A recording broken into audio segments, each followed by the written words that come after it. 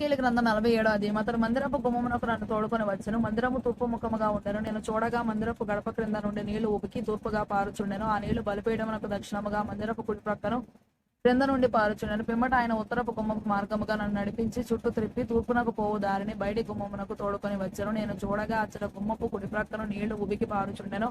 ఆ మనుషుడు కొలనూలు చేత పట్టుకుని తూర్పు మార్గమున బయలు వెళ్లి 1000 మూరలు కొలిచి ఆ నీళ్ల గుండా నన్ను నడిపింపగా నీళ్లు చీలమండ లోతుండెను. ఆయన మరి 1000 మూరలు కొలిచి నీళ్ల గుండా నన్ను నడిపింపగా నీళ్లు మోకాళ్ల లోతుండెను. ఇంకా ఆయన 1000 మూరలు కొలిచి నీళ్ల గుండా నన్ను నడిపింపగా నీళ్లు మొరలోతుండెను. ఆయన ఇంకను 1000 మూరలు కొలవగా నీళ్లు మిక్కిలి లోతై నేను దాటలేనంత నది కనబడెను.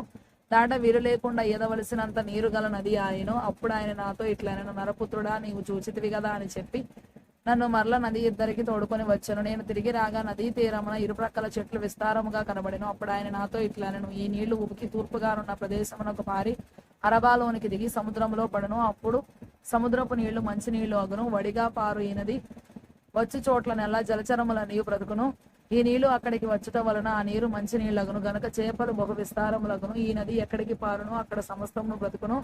మరియు దాని యొద్ద ఏన్గెది పట్టణం మొదలుకొని ఏనెగ్లా ఈము పట్టణము వరకును చేపలు పట్టువారు దాని ప్రక్కల నిలిచి వలలు వేయుదురు. మహాసముద్రంలో నున్నట్లు సకల జాతి చేపలను దాని యందు బహు విస్తారముగా నుండును. అయితే ఆ సముద్రపు బురద స్థలములను భూమి స్థలములను ఉప్పుగలవై ఉండి బాగు కాకయుండును. నదీ తీరమున ఇరుప్రక్కల ఆహారమిచ్చు సకల జాతి వృక్షములు పెరుగును. వాటి ఆకులు వాడిపోవు, వాటి కాయలు ఎప్పటికి రాలవు. ఈ నది నీరు పరిశుద్ధ స్థలములో నుండి పారుచున్నది గనక ఆ చెట్లు నెల నెలకు కాయలు కాయను.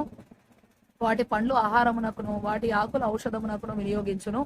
ప్రభువైన యెహోవా సెలవిచ్చినదేమనగా, సరిహద్దులను బట్టి ఇశ్రాయేలీల 12 గోత్రముల ప్రకారము మీరు స్వాస్యముగా పంచుకొనవలసిన భూమి ఇది.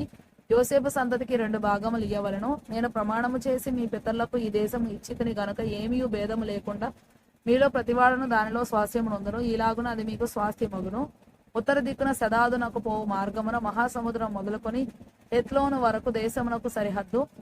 అది హమాతునకును బేరోతాయునకును దమస్కు సరిహద్దునకును హమాతు సరిహద్దునకును మధ్యనున్న సెబ్రయీమునకును హవ్రాను సరిహద్దును ఆనుకొను మధ్య స్థలమైన హాజేరునకును వ్యాపించును. పడమటి సరిహద్దు అసరేనాను అను దమస్కు సరిహద్దు పట్టణము. ఉత్తరపు సరిహద్దు హమాతు, ఇది మీకు ఉత్తరపు సరిహద్దు. తూర్పు దిక్కున హవ్రాను దమస్కు గిలాదులకును ఇశ్రాయేలీల దేశమునకును మధ్య యొర్దాను నది సరిహద్దుగా ఉండును. సరిహద్దు మొదలుకొని తూర్పు సముద్రం వరకు దాని కొలవవలెను. ఇది మీకు తూర్పు సరిహద్దు.